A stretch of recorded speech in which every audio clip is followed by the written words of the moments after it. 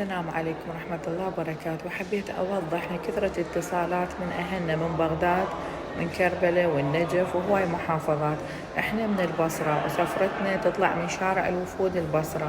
سفرتنا بشهر رمضان إن شاء الله كل جمعة من الساعة بالأربعة للساعة 3 الفجر، يعني الأربعة العصر 3 الفجر. هناك راح ناخذ وجبة فطور بوفيه مفتوح. طبعا هي سفرتنا ب15,000، بس نضيف لها 10,000 فلوس البوفيه، لأن تعرفون احنا هناك بإيران الأكل مو مثل أكل البصرة ولا مثل أكل العراق، فلازم ناخذ الأكل اللي يناسبكم، وإن شاء الله الأكل يعجبكم وعذونا على القصور. من ضمنها بعد ما نخلص الفطور أيضا راح نروح سوق، مكانات تسوق، منتزهات، وإن شاء الله يعجبكم المكانات اللي راح نروح لها.